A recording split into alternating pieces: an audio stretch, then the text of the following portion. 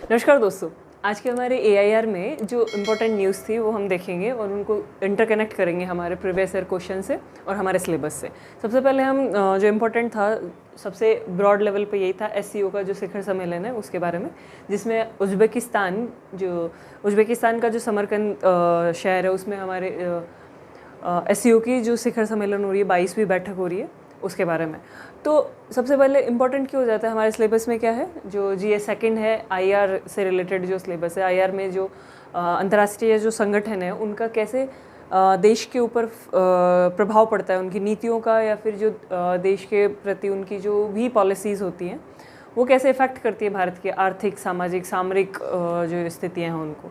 तो और 2021 में एज वेल एज SCO पे क्वेश्चन पूछा था कि SCO को गठित करने का उद्देश्य क्या था और भारत के लिए इसका महत्व क्या है। तो 2021 का एक बार क्वेश्चन देख लीजिएगा। सबसे पहले देखते हैं SCO शिखर सम्मेलन हो रहा है उज़्बेकिस्तान समरकंद में, जो 22वीं बैठक है राष्ट्राध्यक्ष की। ये स्थापित कब हुआ था? 2001 में। इसके जो स्थापना करने वाले जो संस्थापक देश थे वो कौन कौन से थे? चीन, रशिया, कजाकिस्तान, उज़्बेकिस्तान, किर्गिस्तान और ताजिकिस्तान। इसमें इम्पॉर्टेंट प्रीलिम्स के लिए एक इम्पॉर्टेंट फैक्ट हो जाता है कि जो तुर्कमेनिस्तान है वो इसका पार्ट नहीं है। जाके हमें मैप में इसकी लोकेशन देखनी होगी, कौन से देश कौन से देशों से इंटरकनेक्ट होते हैं, इनमें बॉर्डर कनेक्ट करते हैं, कौन सी वाटर बॉडी उनसे कनेक्ट करती है। तो ये इंपॉर्टेंट हो जाता है प्रीलिम्स से। मेंस के लिए कि SCO का हमारे लिए महत्व क्या है, या फिर SCO कैसे मध्य एशिया तक हमारी पहुंच को सुनिश्चित करता है और कैसे चीन को प्रतिसंतुलित करता है। तो सबसे इम्पोर्टेंट हो जाता है ये कि सब इन SCO से हमारा महत्व क्या है, हमारे लिए महत्वपूर्ण क्यों है। 2017 में फिर 2 सदस्य और बने, कौन? भारत और पाकिस्तान। तो अभी वर्तमान में कुल 8 सदस्य हैं। ठीक है, अभी इम्पोर्टेंट इसका महत्व क्या क्या है। एक तो कि चीन को हम प्रतिसंतुलित कर सकते हैं क्योंकि यूरेशियन एरिया है। SCO का जो गठन करने का जो इम्पोर्टेंट लक्ष्य था वो था कि कैसे राजनीतिक, आर्थिक और सुरक्षा जो संबंधी जो मुद्दे हैं वो हम एक समूह के रूप में हम देख सकते हो, एक सहयोगात्मक रूप से। तो पहली हमारे लिए आवश्यकता हो जाती है चीन को प्रतिसंतुलित करना, क्योंकि इसमें रशिया भी है और भारत भी है, इवन पाकिस्तान भी है। तो कुछ ऐसे देशों का कॉम्बिनेशन है जो एक दूसरे के कट्टर विरोधी हैं, ध्रुव विरोधी हैं एक तरीके से।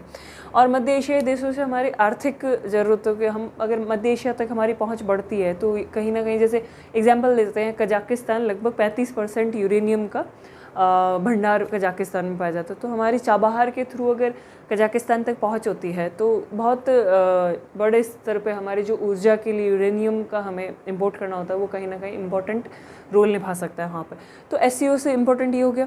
वहीं पे एक रेट्स करके एक संस्था बनाई है SCO के ही अंडर में, जो अंतर्राष्ट्रीय जो आतंकवाद से संबंधित जो भी जो मामले होते हैं उनके बारे में, हम आतंकवाद को किस तरीके से रोक सकते हैं, ये उसको देखती है। तो भारत के लिए बहुत इम्पोर्टेंट हो जाता है आतंकवाद का मुद्दा वैश्विक स्तर पे, और कहीं ना कहीं इससे जो पाकिस्तान है उसके ऊपर भी हम दबाव बना सकते हैं। तो rates regional anti terrorist structure, तो इसका भी हेडक्वार्टर ताशकंद उज़्बेकिस्तान है। एक इम्पॉर्टेंट SCO का हेडक्वार्टर है बीजिंग में। ये संघाई कोऑपरेशन ऑर्गेनाइजेशन है, नाम संघाई है लेकिन इसका हेडक्वार्टर बीजिंग में। तो ये हमने देखा SCO, पहला जो न्यूज़ थी हमारी वो।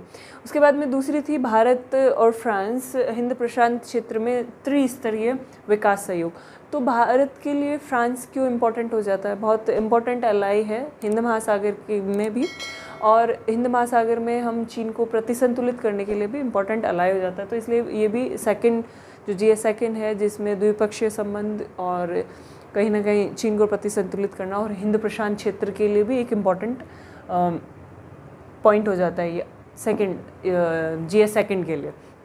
अगला इसी के साथ एक इम्पोर्टेंट जो सहयोग की बात हुई थी उसमें ये था कि युवाओं को माइग्रेशन जो पॉलिसी है भारत और फ्रांस के बीच में, उसको बहुत ही सहूलियत दी जाएगी। 18 से 35 वर्ष के जो युवा जो संगठन है उनको आपस में, कि हम एक्सचेंज करेंगे और बहुत ही लिबरल पॉलिसीज़ होंगी इसके बारे में। अगला हम देखेंगे कि अमेरिका ने F-16 पाकिस्तान को देने के लिए विशेष पैकेज घोषित किया है, तो भारत ने इसका विरोध दर्ज किया। तो ये कहीं ना कहीं भारत अमेरिका के जो संबंध है उसके नकारात्मक पॉइंटों में हम लिख सकते हैं कि पाकिस्तान को कैसे अमेरिका भी डायरेक्ट इनडायरेक्ट सपोर्ट करता है। वहीं पे United nation human right commission जो है, मानवाधिकार आयोग है, उसके मंच का पाकिस्तान द्वारा इलीगल या फिर गलत तरीके से इस्तेमाल भारत के खिलाफ करने का भी भारत ने विरोध जताया। तो ये इम्पोर्टेंट पॉइंट्स कहीं ना कहीं हम कोट कर सकते हैं हमारे तर्क देने में, और इसलिए तो ये इम्पोर्टेंट हो गया। फिर अगला था कि हिंदी दिवस, आज 14 सितंबर है। 14 सितंबर हमारा हिंदी दिवस मनाया जाता है। कारण क्या है कि 1949 में हमने हिंदी को हमारी राजभाषा और देवनागरी लिपि को अपनाया था, जो आर्टिकल 343 में संविधान के आर्टिकल 343 में इंक्लूडेड है।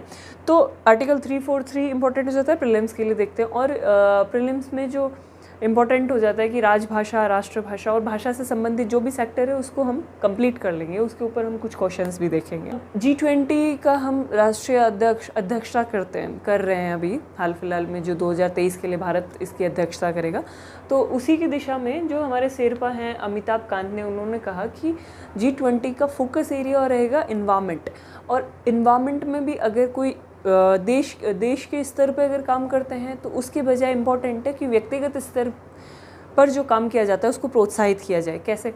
लाइफस्टाइल में परिवर्तन करके, क्योंकि भारत की लाइफस्टाइल कहीं ना कहीं बहुत एक तरीके से एक मॉडल की तरह विश्व के स्तर पे दिखाई जा सकती है। भारत में मिडिल क्लास और लोअर मिडिल क्लास में क्या होता है, अगर कोई टी शर्ट खरीदी जाती है तो उसको छोटे भाई को पहनाया जाएगा, उसके बाद में उसका एंड में पोछा बनाया जाएगा। तो एक रिसाइकिल का एक पारंपरिक तरीका रहा है। तो वो कहीं ना कहीं एक ऐसे छोटे छोटे स्तर पर भी हम ये दिखा सकते हैं कि भारत का जो मॉडल है वो क्या है।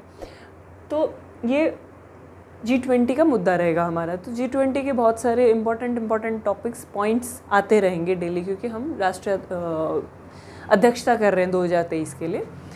इसके बाद में है एक इम्पॉर्टेंट था कि जो फीफा अंडर 17 महिला वर्ल्ड विश्व कप है वो भारत में ऑर्गेनाइज़ किया जाएगा। तो इसके लिए एक निबंध के लिए टॉपिक मिल जाता है हमारे लिए कि खेलों में महिलाओं की जो वर्तमान स्थिति है वो, क्योंकि ओलंपिक में और जो भी अब तक जो गेम्स हो रहे हैं उनमें महिलाओं की जो भागीदारी है बढ़ रही है, महिलाओं की जो पदक तालिका में स्थिति है वो भी बढ़ रही है।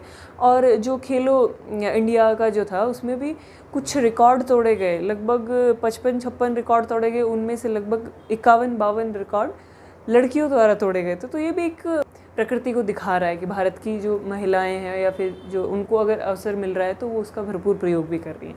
अगला है अनाज आधारित इथेनॉल के लिए जो हमारा लक्ष्य है 2025 तक हम 20% इथेनॉल ब्लेंडेड जो पेट्रोल है, डीजल है, वो हम काम में लेंगे। तो उसी दिशा में हमने 10% ऑलरेडी अचीव कर लिया है। तो उसके सूरत हजीरा में मक्का से रिलेटेड इथेनॉल फैक्ट्री लगाई है, और वहाँ पे जो मक्का के जो किसान, मक्का उत्पादित जो किसान हैं उनको उससे लाभ हो रहा है। ठीक है, इसी के साथ हमारा आज का जो पॉइंट्स थे और जो इम्पोर्टेंट न्यूज़ थी वो कंप्लीट होती है। धन्यवाद।